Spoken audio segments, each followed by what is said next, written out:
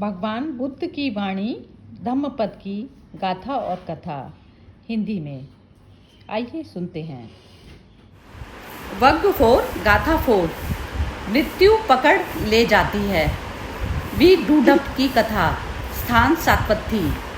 कौशल राज पसेन आदि भगवान बुद्ध का सामीप्य हर वक्त चाहता था। वह अपने आप को तथागत से संबंधित करके अपने को गौरवान्वित करना चाहता था। वह समय समय पर तथागत के पास जाता और प्रवचन सुनता। धर्म नीति, राजनीति, समाज सरोकार का दिशा निर्देश प्राप्त कर वह अपने आप को धन्य समझता था।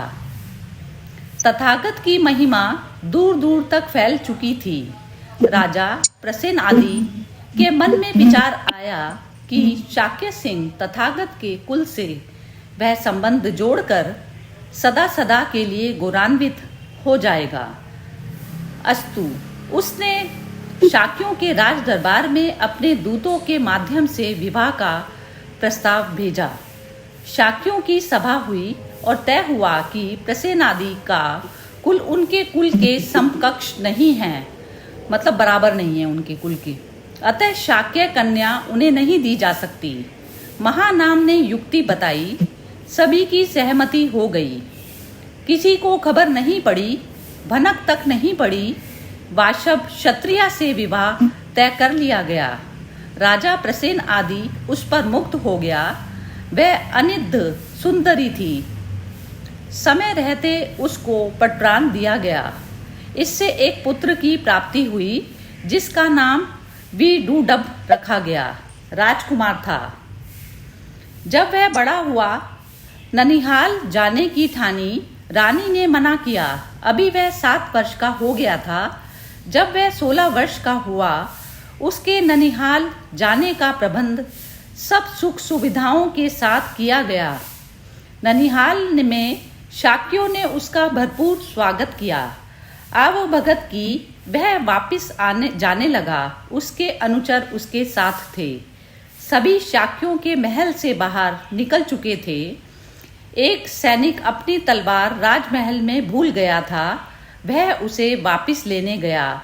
वहां जाकर वह देखता है कि एक दासी उस आसन को धो रही थी जिस पर राजकुमार वीडूडब बैठा था, और दासी बड़बड़ा रही थी, वाशव क्षत्रिया, दासी के पुत्र के बैठने का आसन है, इसलिए धो रही हूँ। सैनिक ने उसे और कुरेदा। दासी ने वही बात दोहराई। कौशल सैनिक वापिस चला गया और राजकुमार वीडूडब को यह सारी बात बताई। वीडूडब जिस खुशी में ननिहाल गया था, उतने ही खिन्न मन से वापिस कौशल पहुंचा। वहां जाकर पसेन आदि राजा को सारी बात बताई। उसने उसी दिन मन में ठान ली कि वह शाक्य कुल को नष्ट कर देगा। राजा प्रसेन आदि शाक्यों पर बहुत बिगड़े। तथागत से परामर्श किया गया। पसेन आदि का गुस्सा शांत हुआ। समय बीतता गया। वीडूडब कौशल का राजा बन गया। उसने शाक्यों पर धावा बोल दिया। महानाम शाक्य और कुछ अन्यों को छोड़कर उसने सभी का संहार किया। कुछ लोग बचे। वे तृण शाक्य और नल शाक्य के नाम से जीवित रहे। वह कौशल वापिस आ रहा था। रास्ते में अचिरावती नदी पड़ती थी। उस नदी के बालुए तट पर उसने विश्राम की सोची और अपने सिपाहियों सहित वहां विश्राम करने गया। अचानक भयंकर गर्जना हुई। घनघोर घटाएं छाने लगी। बादल बरसने लगे और देखते ही देखते नदी में बाढ़ आ गई। वीडूडब और उसके सिपाही उसमें बह गए। इस प्रकार उसका भी अंत हुआ। तथागत सम्यक संबुद्ध को जब यह इस घटना की जानकारी हुई तो वे बोले, वीडूडब आदि काम भोग रूपी फूल ही चुनते रह गए।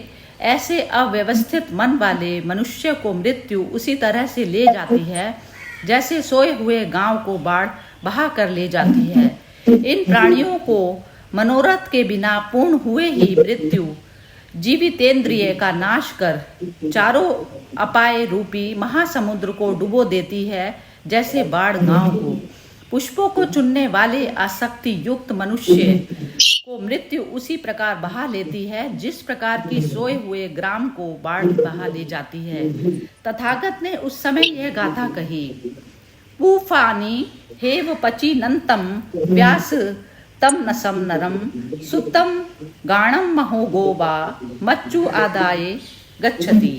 काम भोग रूपी पुष्पों को चुनने वाले आसक्ति युक्त मनुष्य को मृत्यु उसी प्रकार पकड़ ले जाती है जिस प्रकार की सोए हुए ग्राम को या गांव को नदी की बड़ी बाढ़। हाँ जी, ये स्टोरी अनामिका जी आप बोल पाएंगी इसके बारे में? थोड़ा शॉर्ट में बता दीजिए, फिर हर्षा जी से पूछेंगे।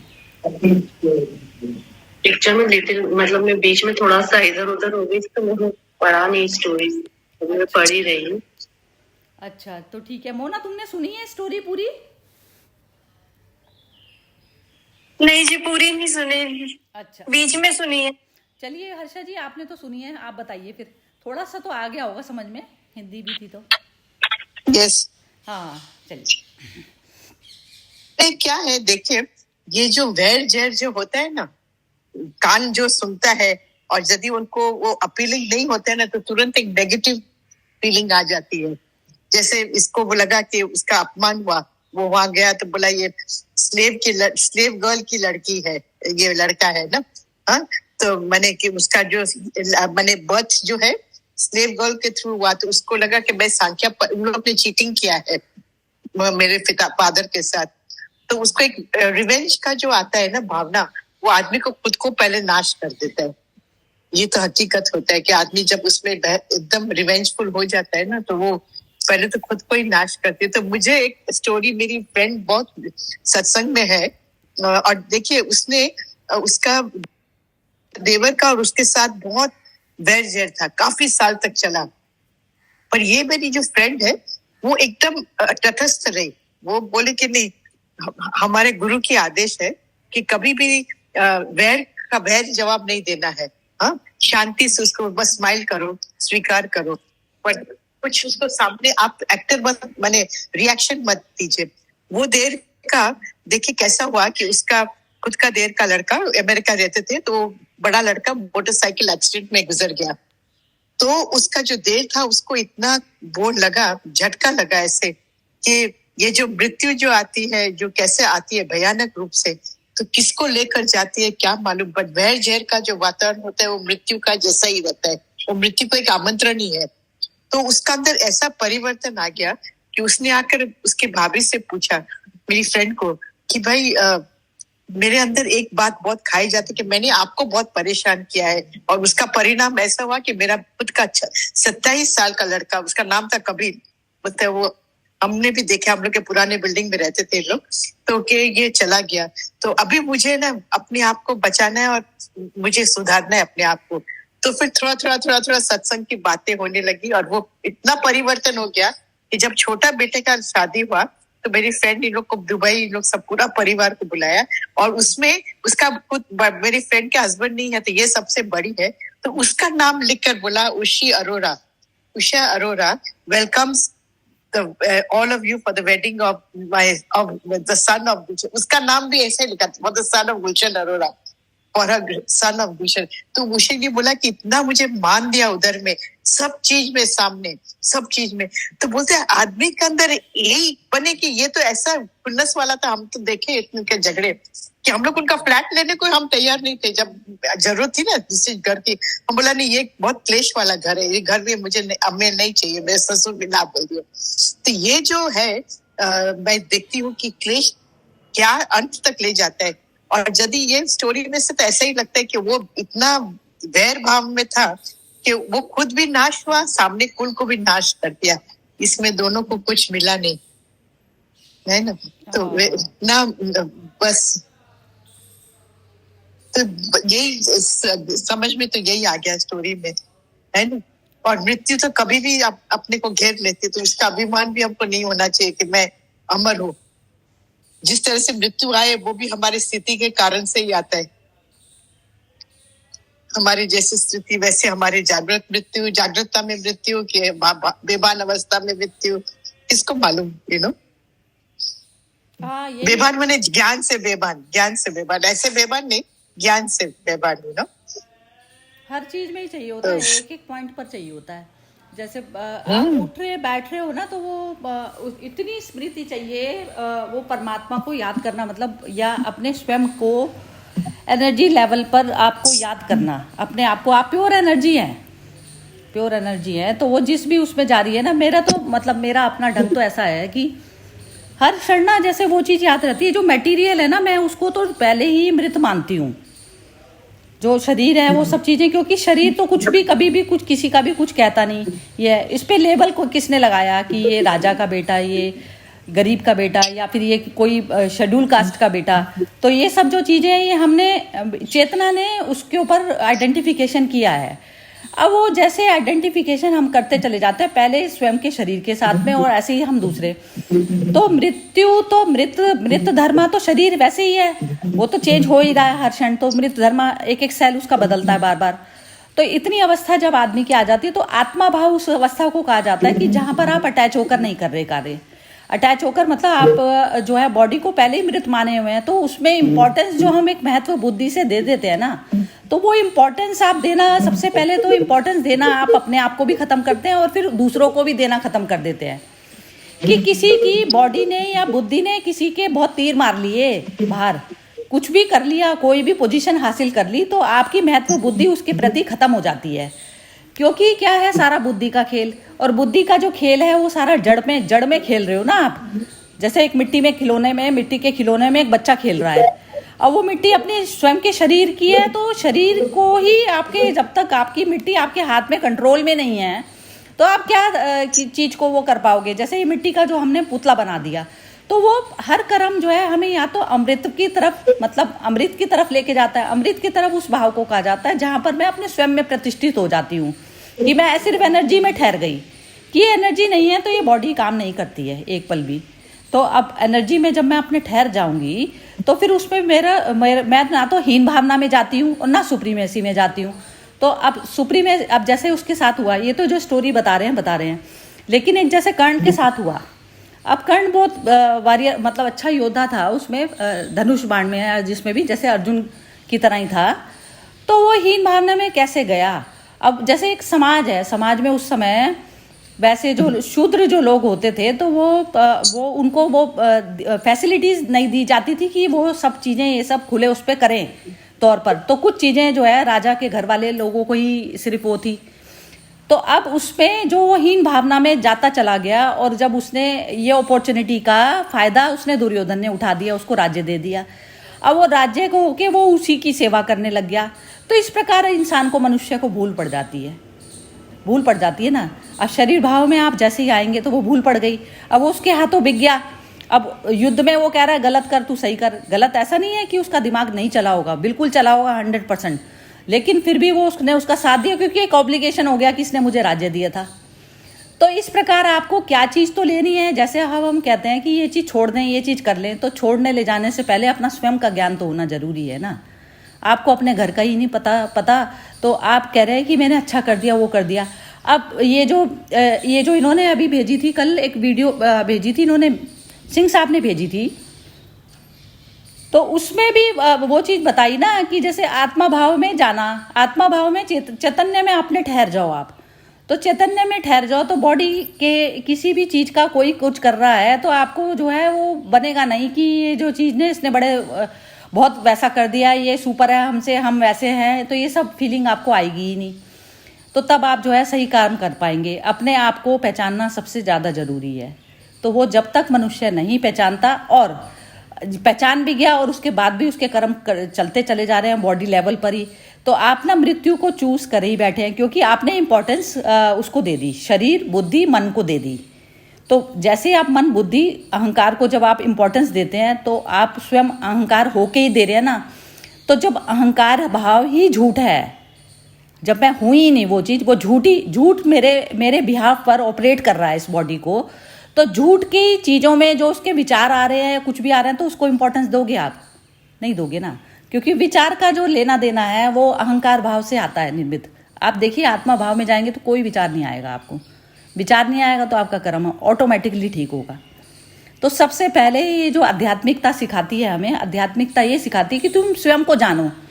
पहले स्वयं को जानोगे नहीं तो आपके बिहाव पर कोई आपका चोर जो है आपकी बॉडी को वो कर रहा है तो आप करने दे रहे हो ना, उसको करने दे रहे हो। मालिक सोया पड़ा है और आप उसको ऑपरेट करने दे रहे हो अपने स्वयं को, मतलब अहंकार भाव, मतलब स्वयं ही तुम खुद चोर हो।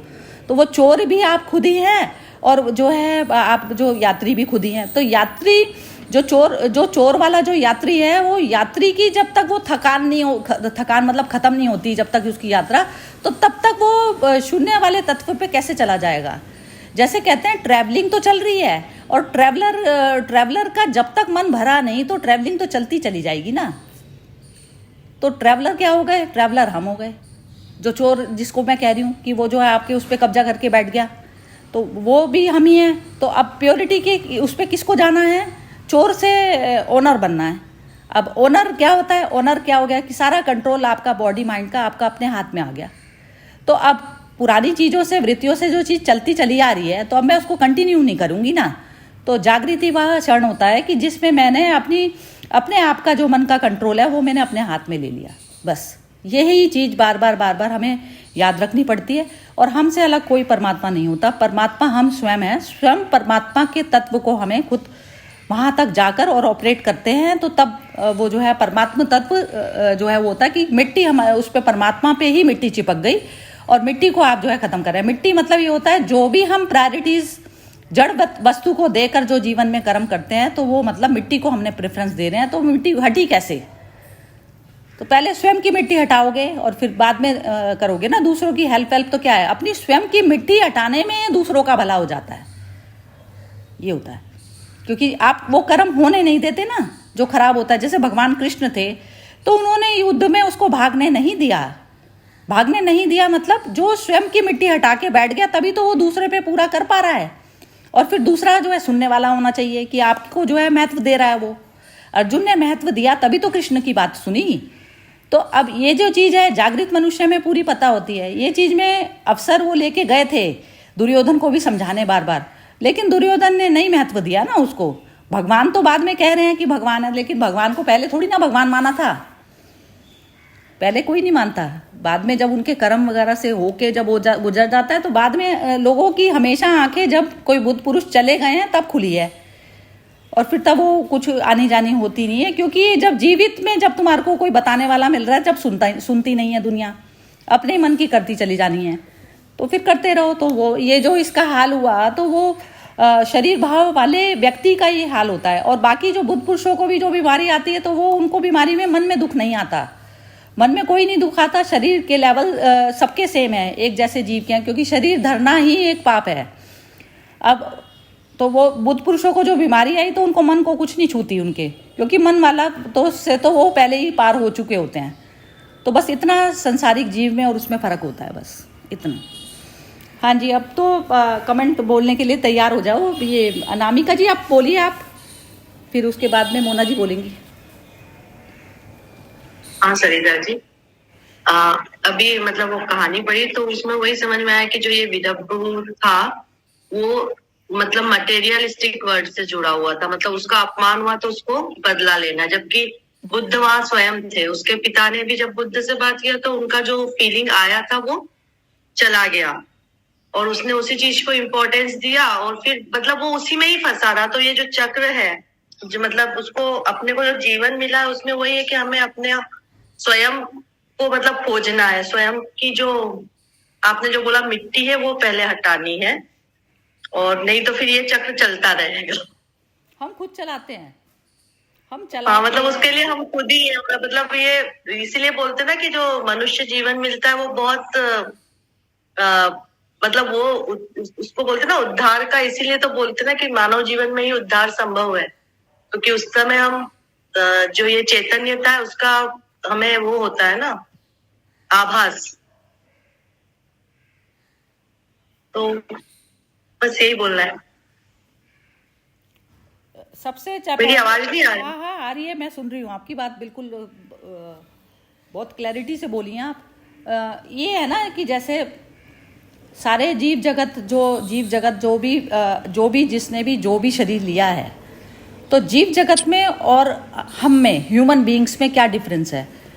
जीव जगत जो सारा जो दूसरी वाली योनियां हैं तो उसमें उनको दुख है, लेकिन दुख से मुक्ति का उपाय वो नहीं ढूंढ सकते। वैसी बुद्धि नहीं है कि वो भाग जाएं कर जाएं। जैसे कि ये गाय है जिसको आप वो कर रहे हैं, या घोड़े पे सामान लाद लाद के वो लेके जा रहे हैं, तो वो सब चीज़ों में उसके पास में अपॉर्चुनिटी नहीं है। वो भागने की कोशिश भी करेगा तो उसको बांध लेगा, दूसरा जो ह्यूमन बींग है वो कर लेगा, तो वो दुख से मुक्ति नहीं है। लेकिन मनुष्य योनि में भी क्या है? मनुष्य योनि में भी आपको कोई घर की स्थितियाँ परिस्थितियाँ ऐसी मिल जाती हैं कि जहाँ पर आप ऐसी अवस्था में फंसे, ना छोड़े गुजारा ना रखे गुजारा।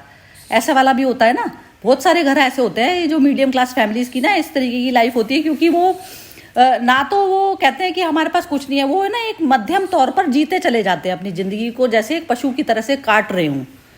लेकिन उसमें भी यदि आपको जागृति आ जाती है तो आपका ना जागृति में क्या होता है कि जैसे जो एक शारीरिक बॉन्डेजेस हैं जो हमारी, तो शारीरिक बॉन्डेजेस को भी मैं सजा समझ के वो कर जाती हूँ पार।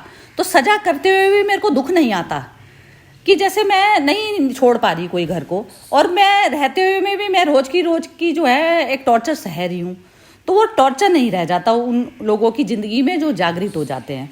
क्योंकि जैसे किसी ने भी कोई चीज़ कही या आपको फिजिकली तौर पर तो कोई टॉर्चर कर रहा है, तो आप किस तरीके से लेते हैं? आप इस तरीके से लेते हैं कि इसमें बुद्धि जैसे जब समझ में आई, जहाँ पर आप नहीं छोड़ सकते वहाँ की बात कर रही हूँ मैं तो आप उसको किस तरीके से लेंगे कि ये जो है ये शरीर का दुख है, ये इनकी सेवा करनी ही करनी है मुझे, और ये मन का दुख है। तो आप इस तरीके से आप देखने वाले हो गए ना, जिस भी चीज़ को आप देखने वाले होते हैं तो आपका वो जो है आपसे अलग होती है वो चीज़, क्योंकि देख पा रहे हो ना, आप देख पा रहे हो तो वो दृश्य वर्ग में आ गई। तो मन के सारे दुख हम देख पाते हैं, तो वो दुख भी जब तक रहा है लेकिन एक्सेप्टेंस नहीं होती तो मनुष्य ज़्यादा दुखी होता है। तो जब दुख के प्रति भी हमारे को एक्सेप्टेंस आ जाती है तो आप उससे पार हो जाते हैं। एक्सेप्टेंस आ गई ना कि ये तो चीज़ है, मेरे को इन चीज़ों के साथ में डील करना ही करना है, क्योंकि इस जीवन में मेरा ना छोड़े गुजारा ना रखे गुजारा। तो अब उस चीज़ को एक्सेप्ट कर लिया तो आप जो है उस यात्रा को आराम से कर पाएंगे ना। जैसे आप किसी वैष्णो देवी की यात्रा करने जाए या कोई भी यात्रा करने जा रहे हैं जो बहुत है, तो आपको पता होता है कि इतना 13 किलोमीटर 14 किलोमीटर आपको चलना ही चलना है, तो आपको एक्सेप्टेंस है ना। और घर में ही यदि वो चीज़ करनी पड़ जाए तो आपको परेशानी होगी ना कि मेरे को ज़्यादा काम क्यों बता दिया कर दिया। तो ये सब चीज़ें होती है, तो एक्सेप्ट कर लेता है वो मनुष्य, एक्सेप्ट करके, और वो पुराने कर्मों को सारे को झेल जाता है कि ये पुराने जीवन से मेरे पास ये सारे संबंध आए हैं, और ये जो चीज़ है मेरे को इस जन्म में अब कोई नया चीज़ नहीं बनानी। ये संकल्प शक्ति से होता है हमारा, संकल्प शक्ति से फिर आप जो है हाँ, तो उसमें एक्सेप्टेंस आ जाती है, तो फिर आपका मतलब इतना बढ़िया जीवन हो जाता है वही चीज़।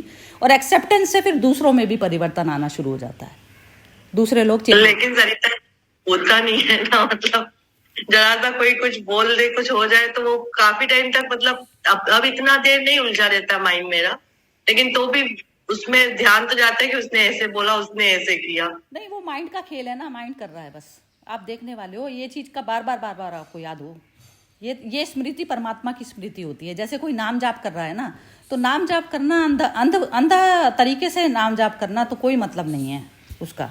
अब जिस समय आपको वो विचार परेशान कर रहा है उस समय आप माला लेके बैठिए, कि जो है माला लेके भी क्या बैठिए, आप ये करिए कि जो है ये माइंड में चल रही है चीज़ें, माइंड का तो ये गंगा का पानी जैसे आसपास बह रहा है तो वो चीज़ चल रही है बस। मैं तो स्थिर हूँ ना, शिव हूँ मैं, शिव की तरह से स्थिर होना पड़ेगा। तो बार बार ये रिमेम्बरेंस हमें करनी होती है। भगवान ने भी बोला ना कि तू मुझे याद कर और युद्ध कर, तो दोनों काम तो इकट्ठे नहीं हो सकते ना, या तो याद करना ही हो जाए या वो हो जाए। तो भगवान को याद करना मतलब उस एनर्जी में रह, तू ऊर्जा ही है बस, उसको मत देख। और फिर अब ऊर्जा ही है तो अब ऊर्जा जो है बुद्धि ने पहले फाइनल वो कर चुकी कि ये जो है सारे जाने हैं, तो उनको सामदंड भेद सबसे मारा जाएगा। उसमें वो नहीं है, जैसे एक सामने आप अपनी जान बचाएंगे तो आप ये थोड़ी ना देखेंगे कि मेरे को इस तरीके से नहीं मारना, उस तरीके से नहीं मारना, आप तो उसको ख़त्म करेंगे ना। ऐसा होता है कर्म।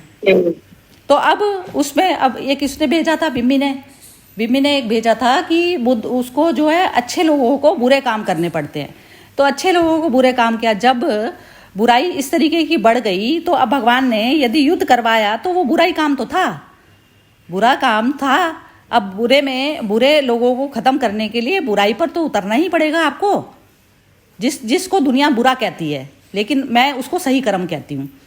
तो सही कर्म में आपके लिए किसी की हत्या करना भी हो सकता है। अब सही कर्म में किसी को समझाना भी हो सकता है। सही कर्म ये नहीं होता आप अपने अपने लिए ही कर रहे हैं। सही कर्म वह होता है कि जो मेरे मन पे से बोझ उतार देता है, जो चीज़ जो मैं स्वस्थ हो जाऊं, मिट्टी से जो हटूंगी मैं, तो उसमें मेरा कर्म हमेशा दूसरों के प्रति ही होता है, दूसरों के लिए ही होता है। जैसे सेवा भाव भी है, मेरे मन में विचार आया, कोई बीमार है व्यक्ति, अब मेरी उससे दुश्मनी भी है, लेकिन मैं फिर भी मेरे मन में बार बार विचार आ रहे हैं कि नहीं मैं देख लेती, उसको एक बार कर लेती, तो वो जो विचार है आपने उसके लिए थोड़ी ना करा है, अपने विचार को शांत करने के लिए किया है कर्म, तो वो कर्म सही हुआ कर्म कि आपके मन में बेचैनी थी, क्योंकि आप सात्विक मिट्टी की बनी है, सात्विक आपकी वृत्ति है, तो सात्विक वृत्ति चैन से नहीं बैठेगी किसी को दुख में देख के, और जो तामसिक वृत्ति होती है वो आराम से बैठेगी, कंफर्टेबल होके बैठेगी, वो किसी को दुख में भी देख रही है, उसको फर्क भी नहीं पड़ रहा। और एक राजसिक प्रवृत्ति होती है जिसको ये होता है कि मैंने किया, जो मैं का डंका पीटते हैं ना, तो उनकी होती है वृत्ति।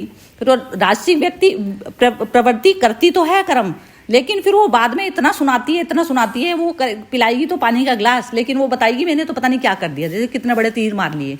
तो राजसिक वृत्ति इस तरीके की होती है। तो अब जब सात्विक में होता है तो आप हमेशा ज्ञान में चलते हैं, ज्ञान में चलते हैं मतलब ये कि मैं आत्मा भाव में चलते हैं, तो सत्व जो है इसलिए सबसे ऊपर बताया गया। अब इसमें जो है, पहले मोना तुम बोलो, फिर ये हर्षा जी खत्म करेंगी, फिर बोल के। आपने इतना अच्छा समझाया, मतलब समझ तो सारा आ गया, वही मैं सोच रही थी अप्लाई करना, लेकिन ये है कि अप्लाई भी हो रहा है। वो कहते हैं भी एक एक बूंद अंदर जा रही है, तो एक विश्वास है भी एक दिन ये मतलब भरेगा मटका, एक एक बूंद अंदर अमृत। ये पहले से बहुत लगता है कि ऐसा लगता है आधा मटका भर गया। ये अमृत बिल्कुल तुमने बहुत सुंदर बोला, ये अमृत की बूंद हम ले रहे हैं सुबह। खाली ये नहीं है कि मैं बहुत तो वैसे हूँ जो करने वाली, लेकिन ये अभ्यास में मेरे को पूरा दिन ये चिंतन रहता है। ये जो सेशन होता है ना सुबह, चाहे बेशक इसमें ज़्यादा भी बोलती हूँ, लेकिन मेरे को ये जो चीज़ है ये मुझे भी याद भूल पड़ जाती है ना, आदमी फिर वापिस अटैचमेंट में आ जाता है। हर्षा जी बोलेंगी अब, चलिए हर्षा जी से सुनते हैं। हाँ जी हर्षा जी बोलिए। हाँ बोलो पहले। अगर अटैचमेंट में आता है तो फिर वो तो टेम्परेरी आता है ना, तो हम बार बार फिर हम बैक टू नॉर्मल हो जाते हैं उसी आध्यात्मिकता में। तो थोड़ा सा तो मन अगर फिसलता है तो कोई दिक्कत नहीं है उसमें, तो बिल्कुल भी नहीं दिक्कत, बिल्कुल भी नहीं है। हाँ, ये तो जीवन है, इसमें तो चलता रहेगा, लेकिन हमारी इच्छा होनी चाहिए। ये है कि मतलब उसमें हम डूबे ना, बैक टू नॉर्मल हो जाते हैं तो फिर ठीक है। हाँ तो ये मेरे हिसाब से बहुत बढ़िया, बहुत सुंदर, बहुत ही सुंदर। हाँ बहुत ही बढ़िया बोला है तुमने। हाँ जी हर्षा जी बोलिए आप। सब इतने, ये म्यूट हो गया हर्षा जी आपका। अच्छा हाँ, तो ये इस सब का इतना अच्छा different aspects we come to see no. तो लाइफ में तो हम लोग को इंटीग्रेट करके सब कुछ चलना है। ये सत्संग तो वही है, सबको इंटीग्रेट कर हम सबके पॉइंट्स लेकर, और एक रिमाइंडर है मेरे लिए तो ये एक सत्संग। सच पूछे तो ना, कुछ भी दुविधा होती है तो ये सत्संग के थ्रू हमें थोड़ा गाइडेंस मिलता है, लाइट मिलता है, और मेरे को भी शेयर करना भी अच्छा लगता है। जैसे मेरे फ्रेंड की बात मैंने कल ही की, तो उसकी sister also she is in Delhi, तो ये लोग सत्संग करते हैं। तो उसकी जो बड़ी बहन है वो शी इज अबाउट 87, बट देखिए सत्संग का बल कितना है कि मैं तो उनको बहुत रिस्पेक्ट करती हूँ कि शी इज सो अपराइट।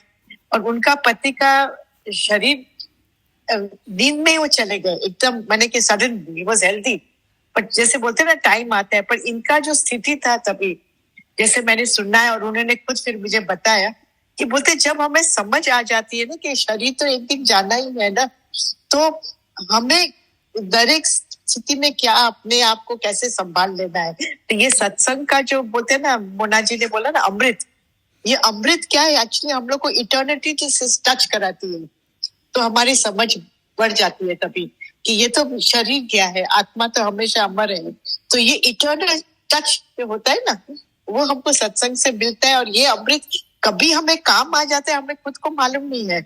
जब सुनते सुनते जब समय और संजोग आते हैं तभी हम किस तरह से इसको सामना करते हैं ना।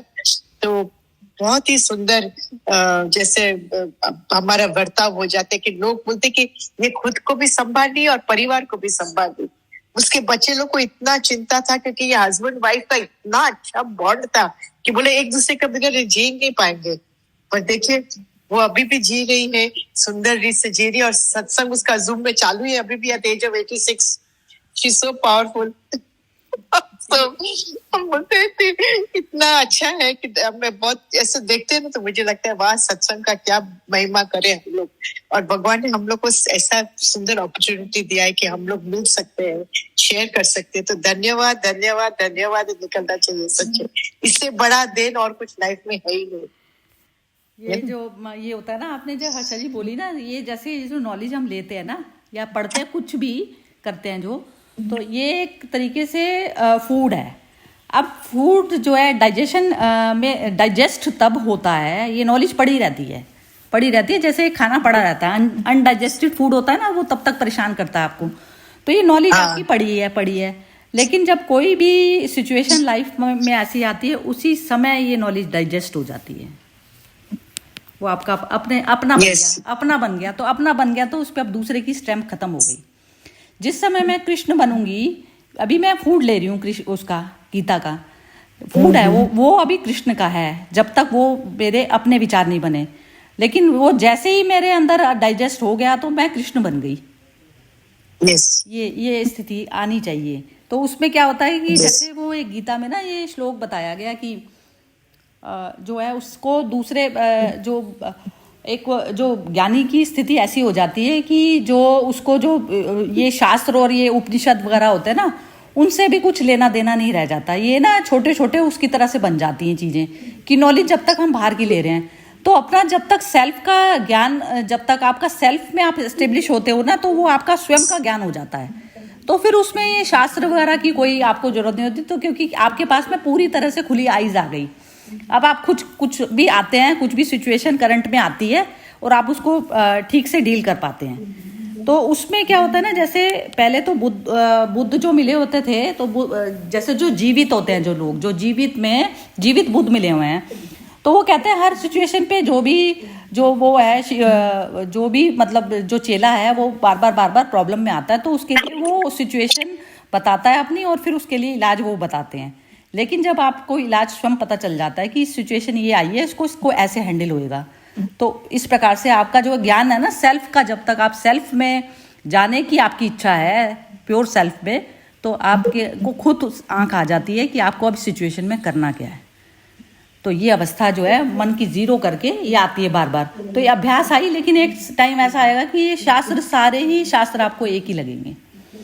तो उसमें अलग, सही बात है। हाँ, तो वो टॉप वाला जो लेवल होता है ना, वो आना बहुत ज्यादा जरूरी है। वो नहीं आया ना तो अधूरापन रह जाएगा। फिर वो मतलब कंटिन्यू तो रहेगी, लेकिन उसमें शरीर मिल जाएगा, फिर ये चीज रहती है बस।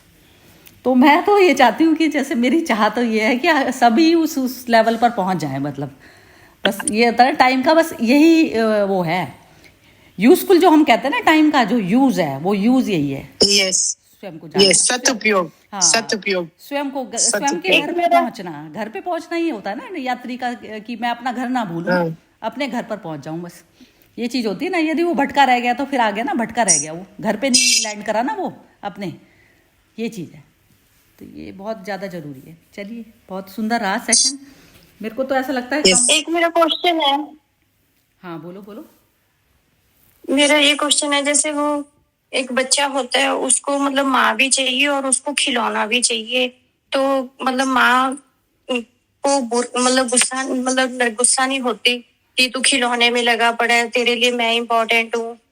मतलब उसको दोनों चीजें चाहिए होती हैं। ऐसे ही इंसान है, मतलब उसको संसार का भी थोड़ा सा, मतलब भगवान ने बनाया है, माया बनाई है, तो उसमें भी उसका मन बहक जाता है। लेकिन उसको पता है कि मेरा मतलब मेन तो है, मतलब माँ है, मतलब मेन भगवान है, लेकिन थोड़ा सा उसका माइंड वो हो जाता है माया में। माया भी तो भगवान ने ही बनाई है, तो इसमें कोई अपराध तो नहीं हो जाता? ये कोई मतलब भगवान की नजरों में तो ये कोई अपराध नहीं है अगर मन बहक जाता है थोड़ा माया में।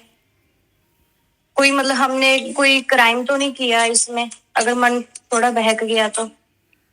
नहीं, क्राइम तो ये है ना कि आपका वो लेंथ तो बढ़ी गई ना। क्राइम तो ये है ना कि यदि आपने द्वेष भाव से या किसी से कर लिया, तो कर्म का तो फिर कोई काट नहीं है ना। नहीं, द्वेष भाव नहीं, मतलब अपने मन का एंटरटेनमेंट। मन का एंटरटेनमेंट जब तक आपका साक्षी तत्व आप स्वयं जो है जागृत अवस्था में देख रहे हैं, तो वो तो आप जागृत ही है ना फिर। मन को देख रहे हैं, मन ने करी आया अपना, अपनी जो भी है घूम आया कहीं पर भी, जैसे सैर करी आया, वो सैर करी आया, लेकिन सैर जो है मन कराया, लेकिन मैं तो जो है देखने वाली थी ना। वो जब तक देखने वाला तत्व है ना, तो आप जागृति ही है ना। मन करी आया लेकिन बेहोशी में कुछ करी आया उठ पटांग, तो वो तो कर्मों का लेना देना हो जाता है ना। जिस समय जागृत हुई तो समय से पार हो जाते हैं ना। समय ही नहीं एग्जिस्ट करता ना। समय मन के लिए तो एग्जिस्ट करता है। कोई भी चीज करके आए उसके साथ दुखी सुखी होते रहे, तो समय तत्व ही मन है। मन की समझ गई मुझे। है। जैसे कोई बीमार है कुछ है, तो हम कहते हैं जो जागृत मनुष्य है उनके लिए तो कोई बीमारी नहीं है ना, उनके लिए कोई कुछ नहीं होता। वो समय से पार वाली अवस्था में ही बैठे हैं ना। उनके लिए ठीक होएगा, शरीर पे आई हुई है चीज, शरीर ठीक हो जाएगा, नहीं ठीक होएगा तो चला जाएगा। और क्या होना, मैक्सिमम कुछ नहीं होना, ये होता है सर। तो उसमें कुछ मैटर नहीं है तो मैटर कुछ नहीं। लेकिन जागृति में हमें दुख सुख नहीं आता है, समभाव में आ जाते ना। समभाव मतलब आत्मा भाव में आ जाते ना। तो उस पर फिजिकल उस पर आती है तो दुख सुख नहीं आता। आता भी है तो ये मन पे आ रही है बस चीज, ये खत्म हो जाएगी। लेकिन वो गलत तो करता ही नहीं है मनुष्य। जागृत मनुष्य से गलत नहीं होता। कौन अपना बुरा करना चाहेगा, ये चीज है ना। करते करते आती है, अभ्यास करते रहो बस। ये रोज सुनो, जब तक सुनो करो, जो भी कुछ है अपने आप में भी करो, लोगों से भी इसी चीज के उसमें से। जब हम एक ही ध्येय रखते हैं ना अपना, स्वस्थ होना, स्वस्थ वो इंसान है जिसने शरीर भाव पूरा त्याग दिया। 100% जिसको हेल्थ चाहिए, तो अब 100% हेल्थ, हम बाहर की फिजिकल हेल्थ के बारे में तो बहुत गुणगान करते रहते हैं, ये खा लो वो पी लो, और मन पे काम करते नहीं। मन पर काम करना है तो 100% स्वस्थ है ना। 100% हेल्थ उसकी होती है, बुद्ध की होती है बस, बाकी किसी की नहीं होती। ये जो चर्चा करते हैं ना लोग, ये खा लो ये पी लो फलाना कर लो ढिमकाना कर लो, तो मेरे बिल्कुल बेकार की लगती है। वो मन से जो है इतने बेकार होते हैं ना लोग। कुछ नहीं है, शरीर भाव में रहना ही बेकार है। शरीर भाव में रहना ही अनहेल्दी है। और प्रकृति को, नेचर को आप छोड़ देते तो नेचर अपने आप क्योर करती है। नेचर आपके सामने चीजें ही वैसी लाएगी। बुद्धों को देखोगे कि कभी भी उनको जो है वैसी वाली फिजिकल बीमारी पुराने कर्मों से आई हुई होती है उनकी। अब नए कर्म से नहीं आती, कुछ भी बनाते ही नहीं, बोझिल ही नहीं बनाते वो। चलो कल, आज तो थर्सडे है, कल ऑफ रहेगा और सैटरडे के लिए बात कर लेंगे उनसे, ठीक है। तो सैटरडे हर्षा जी ये क्या करें, यदि बाई चांस वो बिजी होंगे तो फिर हम ये बुध का करें या नहीं करें सैटरडे? हाँ सैटरडे